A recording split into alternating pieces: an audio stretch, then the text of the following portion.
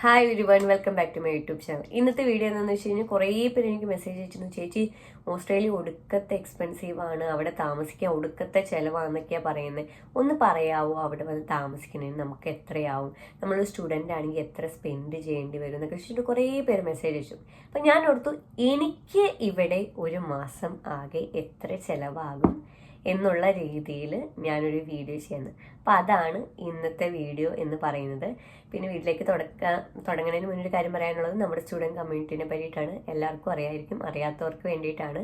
നമുക്കൊരു student community ഉണ്ട്. അതിനകത്ത് ഓസ്ട്രേലിയയിട്ട് വരാനിരിക്കുന്നതും ഓസ്ട്രേലിയയിലുള്ളവരും പിന്നെ ഓസ്ട്രേലിയനെ പഠിക്കുന്നതിനെ പറ്റി കൂടുതൽ അറിയാൻ താല്പര്യപ്പെടുന്നവരൊക്കെയാണ്. അതിപ്പോൾ ഓൾറെഡി 3000 ആവാറായിരിക്കുകയാണ്. നമ്മൾ തുടങ്ങിയത് ഒരു 50-70 സ്റ്റുഡൻസ് ഉണ്ടായിരുന്നുള്ളൂ. അപ്പോൾ നിങ്ങൾക്ക് അവരുമായിട്ട് സംസാരിക്കണം, കണക്റ്റൊക്കെ ചെയ്യണമെങ്കിൽ എന്നാ ചെയ്യേണ്ടതെന്ന് വെച്ച് കഴിഞ്ഞാൽ നമ്മുടെ ഈ യൂട്യൂബ് ചാനൽ സബ്സ്ക്രൈബ് ചെയ്തിട്ട് സബ്സ്ക്രൈബ് എന്ന് പറഞ്ഞിട്ട് എൻ്റെ ഇൻസ്റ്റാഗ്രാമിൽ ഒരു മെസ്സേജ് അയയ്ക്കുക. ഇൻസ്റ്റാഗ്രാമിൻ്റെ ലിങ്ക് നമ്മൾ ഡിസ്ക്രിപ്ഷനിൽ കൊടുത്തിട്ടുണ്ട്. ഇൻസ്റ്റാഗ്രാം നമുക്ക് ഏകദേശം 19,000 കഴിഞ്ഞു, ഇപ്പോൾ തന്നെ 20,000 ആവാറായി. ഇതുവരെ സപ്പോർട്ട് ചെയ്ത എല്ലാവർക്കും ഞാൻ വളരെ വലിയൊരു നന്ദി പറയുകയാണ്. കുറേ പേരുടെ മെസ്സേജ് വന്ന് കിടക്കേണ്ടെന്ന് എനിക്കറിയാം. ഞാൻ ഇങ്ങനെ നോക്കിക്കൊണ്ടിരിക്കുകയാണ്, ഞാൻ എന്തായാലും റെസ്പോണ്ട് ചെയ്യുന്നതാണ്. ഇനി നമുക്ക് മെയിൻ വീഡിയോയിലേക്ക് കിടക്കാം. ആദ്യം തന്നെ എനിക്ക് സംസാരിക്കാനുള്ള ചിലവെന്ന് വെച്ച് കഴിഞ്ഞാൽ, ഇവിടെ വരാൻ നിർത്തി ഏറ്റവും കൂടുതൽ നമ്മുടെ പൈസ പോകുന്നത് നമ്മുടെ താമസം അല്ലെങ്കിൽ നമ്മുടെ റെൻറ്റ് എന്നുള്ള രീതിയിലാണ്. ഞാനിവിടെ ഒരു മാസം സ്പെൻഡ് ചെയ്യുന്ന റെൻറ്റ് എന്ന് പറഞ്ഞത് $869 ആട്ടോ. അപ്പോൾ അത് ഞാൻ എല്ലാത്തിൻ്റെയും ഇങ്ങനെ ഇന്ത്യൻ റുപ്പിയിൽ എത്രയാവുമെന്ന് വേണമെങ്കിൽ ഞാൻ താഴെ കാൽക്കുലേറ്റ് ചെയ്തിടുന്നതാണ്. അപ്പോൾ $869 ഒരു മാസം എനിക്ക് റെൻ്റ് എന്നുള്ള പോകുന്നത്. ഞാൻ താമസിക്കുന്ന സ്ഥലത്തെ പറ്റി പറയുവാണെങ്കിൽ സിറ്റി തന്നെയാണ്, നല്ല കൺവീനിയൻ്റ് ആയിട്ടുള്ള ലൊക്കേഷനാണ്. ട്രാം സ്റ്റോപ്പും ബസ് സ്റ്റോപ്പും ട്രെയിൻ സ്റ്റേഷനോടും തൊട്ട് ചേർന്ന് തന്നെയാണ്. അപ്പോൾ ഏറ്റവും വലിയൊരു അഡ്വാൻറ്റേജ് എൻ്റെ അതാണ്, ആ ഒരു ലൊക്കേഷൻ കൊണ്ടായത് കൊണ്ടാണ് ഇതെടുത്തത്. അതുകൂടാതെ മറ്റ് അക്കോമഡേഷനെ പറ്റി കമ്പയർ ചെയ്യാൻ നേരത്ത് അത്യാവശ്യം ചീപ്പായിട്ട് നമുക്ക് കിട്ടുകയും ചെയ്തു. പക്ഷെ അത്രയും ലക്ഷറിയസ് ആയിട്ടുള്ള ഒരു ഇതൊന്നുമല്ല കേട്ടോ, സാധാ ഒരു നോർമൽ അക്കോമഡേഷൻ. അതായത് 2 റൂമുള്ള ഒരു അപ്പാർട്ട്മെൻ്റ് ആണ്, കിച്ചണുണ്ട്, നമുക്ക് നമ്മുടേതായ ബാത്റൂം സ്പേസും, അങ്ങനെ ലോണ്ട്രി എന്ന് പറയുന്നത് താഴെ നമുക്ക് എല്ലാവർക്കും ഒരുമിച്ചുള്ള ലോണ്ട്രി, ആ ഒരു സിറ്റുവേഷനാണ് വരുന്നത്. ഞാനും ഒരു കൂട്ടുകാരിയും കൂടിയാണ് ഷെയർ ചെയ്താണ് താമസിക്കുന്നത്. അതാണ്. അപ്പം $869 ഒരു മാസം നമുക്ക് വരുന്നത്. പക്ഷേ അതിൽ കൂടുതൽ വരും, യൂഷ്വലി അതിൽ കൂടുതൽ വരും. താമസ സ്ഥലത്തിനെ പറ്റി പറയാൻ നേരത്ത് എനിക്ക് പറയാനുള്ളത്, കുറേ പേര് എനിക്ക് മെസ്സേജ് അയച്ചിരുന്നു, ചേച്ചി എനിക്ക് ഇതുവരെ അക്കോമഡേഷൻ ഒന്നും സെറ്റ് ആയിട്ടില്ല, എനിക്കൊന്ന് പറഞ്ഞു തരൂ എങ്ങനെയാണ് അക്കോമഡേഷൻ കണ്ടുപിടിക്കേണ്ടതെന്ന്. ഞാൻ സ്റ്റുഡൻ്റ് ആകുന്ന സമയത്ത് ഞാൻ ഒരു ഹോസ്റ്റലിലാണ് നിന്നിരുന്നത് മെൽബണിൽ. അപ്പോൾ അത് ഞാൻ എങ്ങനെ കണ്ടുപിടിച്ചതെന്ന് വെച്ച് കഴിഞ്ഞാൽ ആംബർ സ്റ്റുഡൻറ്റ് അക്കോമഡേഷൻ എന്ന് പറഞ്ഞ അക്കോമഡേഷൻ വഴിയാണ്. ഞാൻ അതിനെ പറ്റിയിട്ട് വീഡിയോ ചെയ്യാറുണ്ടെന്ന് എനിക്കറിയാം. കാര്യം ഞാനത് ഓൾറെഡി അതിൻ്റെ സർവീസ് യൂസ് ചെയ്ത ഒരാളായതുകൊണ്ട് കൂടിയാട്ടോ. കാര്യം എന്നോട് കുറേ പേര് ചേച്ചി ഒന്ന് പറഞ്ഞു തരുമെന്ന്. എനിക്ക് വേറെ ഇപ്പം ഫേസ്ബുക്ക് മാർക്കറ്റ് പ്ലേസ് വഴിയൊക്കെ പറഞ്ഞ് തന്നേന് അങ്ങനെ ഉണ്ടെന്ന് എനിക്കറിയാം. പക്ഷെ അത് പറഞ്ഞു കഴിഞ്ഞാൽ കുറേ പേര് എന്നോട് പറഞ്ഞിരുന്നു, ചേച്ചി അതുവഴി പൈസ തട്ടിപ്പിൻ്റെ കേസ് ഇങ്ങനെ കേട്ടിട്ടുണ്ടെന്ന്. അപ്പം അത് എത്ര വിശ്വസനീയമായിട്ടുള്ള സംഭവമാണെന്ന് എനിക്കറിയില്ല. അതുകൊണ്ടാണ് നമ്മൾ ഈ ആംബർ സ്റ്റുഡൻറ്റ് അക്കോമഡേഷൻ ഞാൻ സജസ്റ്റ് ചെയ്യുന്നത്. കാര്യം ഞാൻ ആ ഒരു സർവീസ് യൂസ് ചെയ്തിട്ടുള്ളതാണ്. അപ്പം നിങ്ങൾക്ക് ഇതുവരെ അക്കോമഡേഷൻ സെറ്റ് ആയിട്ടില്ല, നിങ്ങൾ ഓസ്ട്രേലിയയിട്ട് വരാനിരിക്കുന്ന ഒരു വ്യക്തിയാണെങ്കിൽ അക്കോമഡേഷൻ നോക്കായിട്ട് വേറെ ഒന്നും ചെയ്യേണ്ട. അവരുടെ ലിങ്ക് ഞാൻ ഡിസ്ക്രിപ്ഷനിൽ കൊടുത്തിട്ടുണ്ട്. നിങ്ങൾക്ക് അതിനകത്ത് കയറി കഴിഞ്ഞ് കഴിഞ്ഞാൽ അതിൻ്റെ വേറൊരു ഗുണം എന്താണെന്ന് വെച്ചാൽ നിങ്ങൾക്ക് യൂണിവേഴ്സിറ്റി വെച്ച് സെർച്ച് ചെയ്യാം. ഫോർ എക്സാമ്പിൾ പറയുകയാണെങ്കിൽ നിങ്ങൾ UW ആയിട്ട് വരുവാണ്, അപ്പം നിങ്ങൾക്ക് ജസ്റ്റ് UW എന്ന് സെർച്ച് ചെയ്യുമ്പോൾ UWയുടെ അടുത്തുള്ള അക്കോമഡേഷൻസ് കുറേ ഓപ്ഷൻസ് നിങ്ങൾക്ക് കാണാനായിട്ട് പറ്റുന്നതാണ്. ഞാൻ ഇങ്ങോട്ട് വരാൻ നേരത്ത് ഞാൻ വരാനിരുന്ന കോളേജിൻ്റെ അടിച്ചിട്ടാണ് അതിൻ്റെ അടുത്തുള്ള ഒരു അക്കോമഡേഷൻ. അവിടെ നിന്ന് എനിക്ക് എൻ്റെ കോളേജിൽ നിന്ന് 6 മിനിറ്റ് ഉണ്ടായിരുന്നു ഞാൻ താമസിച്ച അക്കോമഡേഷൻ. അപ്പം നിങ്ങൾക്ക് നിങ്ങളുടെ യൂണിവേഴ്സിറ്റി ഏതാണോ അതിനോട് ചേർന്ന് തന്നെ അക്കോമഡേഷൻ കണ്ടുപിടിക്കാനായിട്ട് ഈ ഒരു ആംബർ സ്റ്റുഡൻറ്റ് അക്കോമഡേഷൻ നിങ്ങളെ ഹെൽപ്പ് ചെയ്യുന്നു. പിന്നെ അതിനകത്ത് വേറെ ഫിൽറ്റർ ഓപ്ഷൻ ഉണ്ട്. അപ്പം നിങ്ങൾക്ക് എപ്പോഴാണ് നിങ്ങൾ വരാനിരിക്കുന്നത്, എത്ര നാളത്തേക്കാണ് പ്ലാൻ ചെയ്യുന്നത്, ലോങ് ടേം ആണോ ഷോർട്ട് ടേം ആണോ, അല്ലെങ്കിൽ എങ്ങനത്തെ ടൈപ്പ് ഓഫ് അക്കോമഡേഷൻ ആണ്, ഷെയറിംഗ് ആണോ ഉദ്ദേശിക്കുന്നത്, അതുകൂടാണ് നിങ്ങളുടെ ബഡ്ജറ്റ്, ഇതൊക്കെ അനുസരിച്ച് നിങ്ങൾക്ക് പറ്റിയൊരു അക്കോമഡേഷൻ കണ്ടുപിടിക്കാനായിട്ട് അവർ നിങ്ങളെ സഹായിക്കും. പിന്നെ ഞാൻ നോക്കിയ സമയത്ത് എൻ്റെ ബഡ്ജറ്റിനൊരു അക്കോമഡേഷൻ കിട്ടിയില്ലായിരുന്നു. ആദ്യം ഞാൻ വെബ്സൈറ്റിൽ നോക്കിയപ്പോൾ കണ്ടില്ല. അപ്പം നിങ്ങൾ അങ്ങനെ നോക്കാൻ നേരത്ത് നിങ്ങൾക്ക് കണ്ടില്ലെങ്കിൽ നിങ്ങൾ ഡിസപ്പോയിൻ്റ് ആവരുത്. നിങ്ങൾ എന്നാ ചെയ്യേണ്ടതെന്ന് വെച്ച് കഴിഞ്ഞാൽ അവരുമായിട്ട് എൻക്വയറി ചെയ്യാനുള്ള ഒരു ഓപ്ഷൻ ഉണ്ട്. അതിനകത്ത് എൻക്വയറി ചെയ്യുമ്പോൾ നിങ്ങളുടെ ബഡ്ജറ്റിനനുസരിച്ച് അവർ കണ്ടുപിടിച്ച് തരും. എനിക്ക് അങ്ങനെയാണ് അവർ ചെയ്തു തന്നത്. അപ്പം നിങ്ങൾക്ക് എന്താ ചെയ്യേണ്ടതെന്ന് വെച്ചാൽ നിങ്ങൾ ആ ലിങ്കിൽ കയറി കഴിഞ്ഞ് കഴിഞ്ഞാൽ നിങ്ങൾക്ക് കാണാനായി പറ്റും. ലിങ്ക് ഞാൻ ഡിസ്ക്രിപ്ഷനിൽ കൊടുത്തിട്ടുണ്ട്. അതാണ് നമ്മൾ അക്കോമഡേഷനെ പറ്റി പറയുന്നത്. ഇപ്പം അക്കോമഡേഷൻ്റെ ബാക്കി പറയാൻ നേരത്ത് ഇപ്പം ഞാൻ പറഞ്ഞില്ലേ, എനിക്ക് ഒരു മാസം വരുന്നത് $869. അതിനകത്ത് ഓൾറെഡി വാട്ടർ ബില്ല് ഇൻക്ലൂഡഡ് ആണ്, വെള്ളം അതിൻ്റെ ചിലവ് അതിനകത്ത് ഇൻക്ലൂഡഡ് ആണ്. പക്ഷെ എക്സ്ട്രാ വരുന്നത് നമ്മുടെ വൈഫൈ നമ്മൾ തന്നെ കണക്ഷൻ എടുത്തതാണ്. അപ്പോൾ അതുകൂടാതെ ഇലക്ട്രിസിറ്റി നമ്മൾ തന്നെ കണക്ഷൻ എടുത്ത് നമ്മൾ ജസ്റ്റ് അവരെ കോൾ ചെയ്ത് പറയുകയാണ് ചെയ്തത്. അപ്പോൾ അങ്ങനെ വരാൻ നേരത്ത് ഇലക്ട്രിസിറ്റി ഞാൻ നോക്കിയപ്പോൾ എനിക്ക് മനസ്സിലായത് ഞങ്ങൾ അധികം ഇലക്ട്രിസിറ്റിയിൽ സ്പെൻഡ് ചെയ്യുന്നില്ല. ഇതുവരെ 3 മാസം കൂടാൻ നേരത്തെ ഏകദേശം $60 നമ്മൾ യൂസ് ചെയ്തേക്കുന്നത്. അപ്പോൾ ഒരു മാസം ഏകദേശം $20 വന്നിട്ടുള്ളൂ ഇലക്ട്രിസിറ്റി. പക്ഷേ എൻ്റെ ഒരു വിശ്വാസത്തിൽ ഇനി തൊട്ട് കൂടും. കാര്യം എന്താണെന്ന് വെച്ചാൽ ഇത്ര നാൾ നമ്മൾ ഹീറ്ററൊന്നും യൂസ് ചെയ്യുന്നുണ്ടായില്ല. ഇപ്പം ഹീറ്റർ യൂസ് ചെയ്യുന്നുണ്ട്, കൊടുക്കാതെ തണുപ്പായതുകൊണ്ട്. അപ്പോൾ അതനുസരിച്ച് കൂടാൻ ചാൻസ് ഉണ്ട്.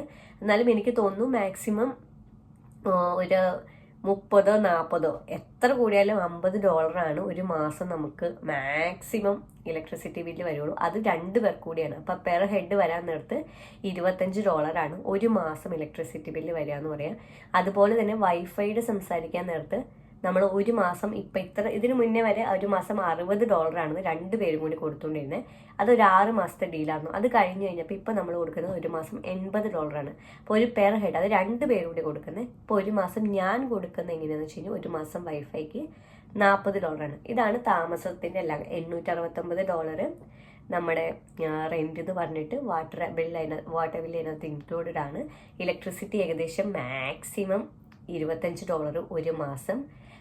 പിന്നെ വരുന്നത് വൈഫൈ നമുക്ക് $40 ഒരു മാസം. ഇതാണ് നമുക്ക് താമസസ്ഥലം റിലേറ്റഡ് വരുന്ന എക്സ്പെൻസ് ഒക്കെ. അടുത്ത മെയിൻ ചെലവെന്ന് പറയുന്നത് ഗ്രോസറീസ് ആണ്. ഗ്രോസറീസിന് നമ്മുടെ കയ്യിൽ നിന്ന് പൈസ പോകുന്നതിന് കൈയും കണക്കുമില്ല എന്ന് വേണമെങ്കിൽ പറയാം. അത്രയും പൈസ നമ്മുടെ പോകുന്നുണ്ട്. നമ്മൾ അത്യാവശ്യം എന്നും കുക്ക് ചെയ്യാനായിട്ട് പ്രിഫർ ചെയ്യുന്ന ആളുകളാണ്. നമുക്ക് എന്നും ലഞ്ച് 2 പേർക്കും പാക്ക് ചെയ്തിട്ട് കൊണ്ടുപോകണം, ആ ഒരു സിറ്റുവേഷനാണ്. പിന്നെ നമ്മൾ ഇന്ത്യൻ ഫുഡ് തന്നെയായിട്ടോ കൂടുതലും കുക്ക് ചെയ്യാറ്. പിന്നെ സമയമില്ലാത്ത സമയത്തൊക്കെ പാസ്ത അങ്ങനെയൊക്കെ. അപ്പോൾ എന്നാലും നമ്മൾ അത്യാവശ്യം നന്നായിട്ട് ഫുഡിന് ഗ്രോസറീസിന് നന്നായിട്ട് സ്പെൻഡ് ചെയ്യുന്നുണ്ട്. പിന്നെ നമ്മൾ റീസെൻ്റ്ലി കോസ്കോയുടെ മെമ്പർഷിപ്പ് ഒക്കെ എടുത്താണ് നമുക്ക് പിന്നെയും കുറച്ചുകൂടി ചിലവ് കുറവുണ്ട്. പക്ഷേ കോസ്കോ പോകുമ്പോൾ കുറച്ചുകൂടി സാധനങ്ങൾ മേടിക്കുന്ന പോലെ നമുക്ക് ഫീൽ ചെയ്യുന്നുണ്ട്. കോസ്കോയിൽ എന്നെ കൂടുന്നു വെച്ചാൽ നമുക്ക് ബൾക്കായിട്ട് സാധനങ്ങൾ വിലക്കുറവിന് മേടിക്കാൻ പറ്റും. അതാണ് സിറ്റുവേഷൻ. അതിൻ്റെ ഒരു വീഡിയോ ഞാൻ ചെയ്തിട്ടുണ്ട്, നിങ്ങൾക്ക് ഇൻസ്റ്റാഗ്രാമിൽ പോയാലായിട്ട് കാണാൻ പറ്റുന്നതാണ്. അപ്പോൾ മിനിമം ഒരു മാസം ഒരാൾക്ക് $250 ഗ്രോസറീസിന് നമ്മുടെ കയ്യിൽ നിന്ന് പോകുന്നുണ്ട്. അത്യാവശ്യം നല്ല പൈസയാണ് കാര്യം. പക്ഷെ നമ്മൾ അധികം പുറത്തുനിന്ന് ഫുഡ് കഴിക്കാറില്ല, വല്ലപ്പോഴുമാണ് കഴിക്കാറുള്ളൂ. കഴിക്കുമ്പോൾ അത്യാവശ്യം നന്നായിട്ട് സ്പെൻഡ് ചെയ്യും, അത് വേറെ കാര്യം. പക്ഷെ നമ്മൾ പുറത്തിറങ്ങിയാൽ കഴിക്കും. പക്ഷെ അങ്ങനെ പുറത്തിറങ്ങാൻ ഞങ്ങൾക്ക് 2 പേർക്കും അധികം സമയം കിട്ടാറില്ല. മൺഡേ ടു ഫ്രൈഡേ വർക്ക് ചെയ്യുന്നതാണ് 2 പേരും. ശനി ഞായറും പോയാലാണ് അപ്പം എന്തെങ്കിലുമൊക്കെ ചെറുതായിട്ട് മേടിച്ച് കഴിച്ചാലുള്ളൂ. അപ്പോൾ അതല്ലാതെ ഞങ്ങൾ കൂടുതലും കുക്ക് ചെയ്യാണ്. കാര്യം പുറത്ത് പോയി കഴിക്കാനുള്ള സമയമില്ല. 2 പേരും അത്യാവശ്യം വർക്ക് ചെയ്യുന്നുണ്ട്. അപ്പോൾ അതാണ് ഞാൻ ഗ്രോസറീസിന് പറയുന്നത്. മിനിമം ഒരു മാസം $250 നമ്മൾ ഗ്രോസറീസിന് സ്പെൻഡ് ചെയ്യുന്നുണ്ട്. അടുത്തത് വരാൻ നേരത്ത് ട്രാൻസ്പോർട്ടേഷൻ്റെ കാര്യത്തിൽ എൻ്റെ കാര്യത്തിൽ ഞാൻ പറയുവാണെങ്കിൽ മിനിമം ഞാൻ ഒരാഴ്ച മിനിമം $20 സ്പെൻഡ് ചെയ്യുന്നുണ്ട്. അത് മിനിമമാണ്. ഞാൻ പറയുവാണെങ്കിൽ എനിക്ക് തോന്നുന്നു ഒരു $30 സ്പെൻഡ് ചെയ്യേണ്ടി വരും. അങ്ങനെ വരാൻ നേരത്ത് നമ്മൾ ഒരു മാസം ഒരു $120. ഞാൻ ബസ് ട്രാം ആ ഒരു സിറ്റുവേഷൻ ട്രെയിനിൻ്റെ മാത്രമായിട്ടോ പറയുന്നത്. ഞാൻ പബ്ലിക് ട്രാൻസ്പോർട്ടിൻ്റെ കാര്യമാണ് പറയുന്നത്, അല്ലാതെ ടാക്സി സർവീസ് ഞാനത് ഇൻക്ലൂഡ് ചെയ്യുന്നില്ല. ഒരു $120 എനിക്ക് അതിന് മാത്രം പോകുന്നതാണ്. പക്ഷെ നിങ്ങൾ ഇൻ കേസ് ഒരു കാറുള്ള വ്യക്തിയാണെങ്കിൽ അത്യാവശ്യം നല്ല ചിലവാണ്. അത് വ്യത്യാസമുണ്ട്, വളരെ വ്യത്യാസമുണ്ട്. കാറുള്ള ഒരു വ്യക്തിയാണെങ്കിൽ പെട്രോള്, രജിസ്ട്രേഷൻ ഫീ ഉണ്ട്, അതുകൂടാതെ ഇൻഷുറൻസ് ഉണ്ട്, പാർക്കിംഗ് ഫീ ഉണ്ട്, അങ്ങനെ കുറേ കാര്യങ്ങളുണ്ട്. ഇത് പബ്ലിക് ട്രാൻസ്പോർട്ട് ആയതുകൊണ്ടാണ് ഇത്ര കുറവ്. കാറുള്ള ഒരു സിറ്റുവേഷൻ ആണെങ്കിൽ ഇത് വളരെ കൂടുതലായിരിക്കും, അത് വേറൊരു കാര്യം. പക്ഷേ സിറ്റിയിൽ താമസിക്കുന്നതാണ് നമുക്ക് അങ്ങനെ കാറിൻ്റെ അത്യാവശ്യം ഇല്ല, അത് വേറെ കാര്യം. പിന്നെ നിങ്ങൾ കാറുള്ളതാണെങ്കിൽ അതൊക്കെ ഒന്ന് ശ്രദ്ധിക്കാനായിട്ട് ശ്രമിക്കുക. ഇനി ട്രാൻസ്പോർട്ടേഷൻ്റെ കൂടെ തന്നെ ഞാൻ പറയുവാണ്, ചില സിറ്റുവേഷനിൽ ഞാൻ ഊബറും ടാക്സി സർവീസസ് യൂസ് ചെയ്യാറുണ്ട്.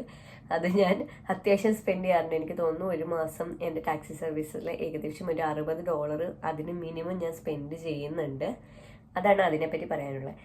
അടുത്ത ചിലവ് എന്ന് വെച്ച് കഴിഞ്ഞാൽ എൻ്റെ ഹെൽത്ത് ഇൻഷുറൻസ്. ഞാനിപ്പോൾ സ്റ്റുഡൻ്റ് അല്ലാത്ത സിറ്റുവേഷനാണ്. എൻ്റെ സ്റ്റുഡൻറ്റ് ആ ഒരു സംഭവമൊക്കെ കഴിഞ്ഞില്ല. നിങ്ങൾ സ്റ്റുഡൻ്റ് ആയിരിക്കുമ്പോൾ എങ്ങനെയാണെന്ന് വെച്ച് കഴിഞ്ഞാൽ ഓൾറെഡി നിങ്ങൾ ഹെൽത്ത് ഇൻഷുറൻസ് ഒക്കെ നിങ്ങളുടെ സ്റ്റുഡൻറ്റ് പീരീഡത്തേക്ക് ഫുള്ളായിട്ട് അടച്ചിരിക്കുകയാണ്. ഇപ്പോൾ എൻ്റെ സിറ്റുവേഷൻ എങ്ങനെയാണെന്ന് വെച്ച് കഴിഞ്ഞാൽ സ്റ്റേ ബാക്ക് പീരീഡിലാണ്. എൻ്റെ സ്റ്റുഡൻറ്റ് വിസ കഴിഞ്ഞ് ഞാൻ സ്റ്റേ ബാക്ക് പീരീഡിലാണ്.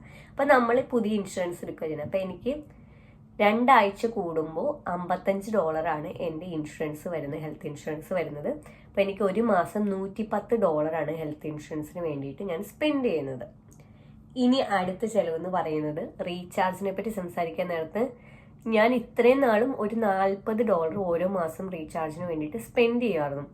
ഇപ്പം എങ്ങനെയാണെന്ന് വെച്ച് കഴിഞ്ഞാൽ ഞാൻ കോൾസിൻ്റെ ഒരു സിം എടുത്തു 1 വർഷത്തേക്ക്. അതെൻ്റെ വേറൊരു സിം എടുത്തേക്കുവാണ്. അതിന് എനിക്ക് തോന്നുന്നു $250 ഒരു സിമ്മാണ് 1 വർഷത്തേക്ക് ഇത്ര GB എന്നുള്ള രീതിയിൽ. അത് കാരണം ഞാനിപ്പോൾ അധികം റീചാർജിന് എക്സ്ട്രാ സ്പെൻഡ് ചെയ്യുന്നില്ല.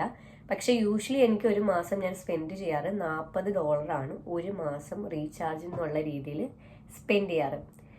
ഇനി അടുത്ത ചിലവിനെ പറ്റി പറയാൻ നേരത്ത് ഞാൻ നാട്ടിയിട്ട് അയക്കുന്ന പൈസയോ അല്ലെങ്കിൽ എൻ്റെ EMI അതിനെപ്പറ്റി ഒന്നും ഞാൻ ഇതിനകത്ത് സംസാരിക്കുന്നില്ല കേട്ടോ. കുറച്ചുകൂടി ടു പേഴ്സണൽ ആയതുകൊണ്ട് ഞാൻ അതിനെപ്പറ്റി ഇതിനകത്ത് സംസാരിക്കുന്നില്ല.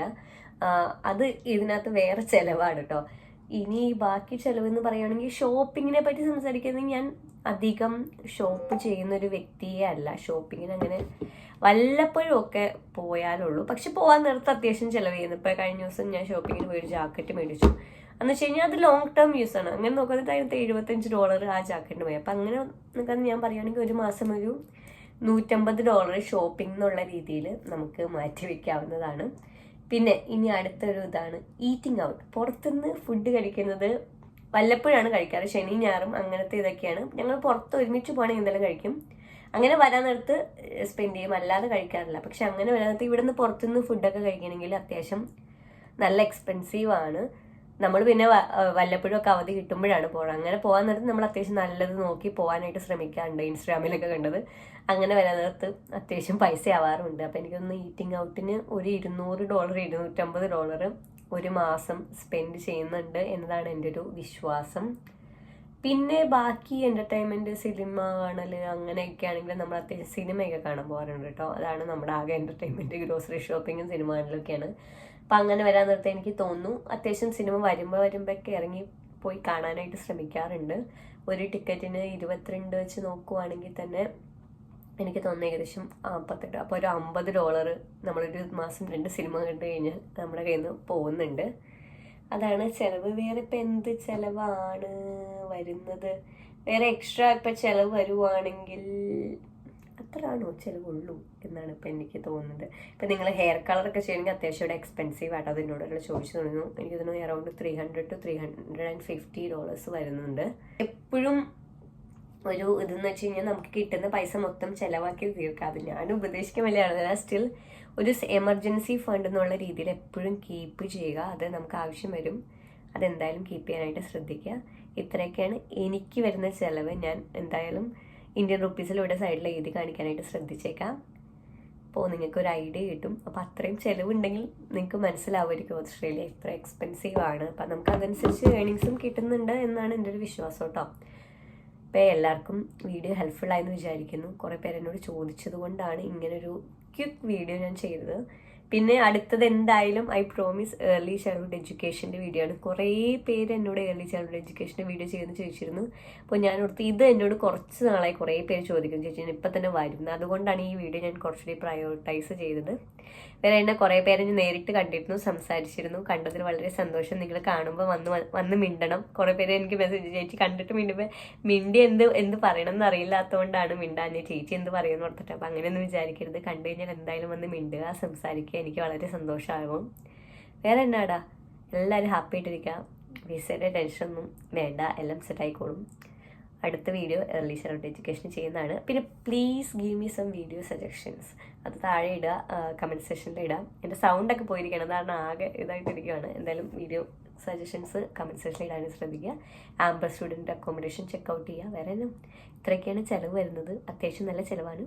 അതനുസരിച്ച് നിങ്ങൾ വന്നു കഴിഞ്ഞാൽ ഏർണിങ്സ് കിട്ടുമെന്നും ഞാൻ പ്രതീക്ഷിക്കുന്നു. വേറെ എല്ലാവരും ഹാപ്പി ആയിട്ടിരിക്കാം. ഇനി കാണുന്നവരെ ബൈ ബൈ.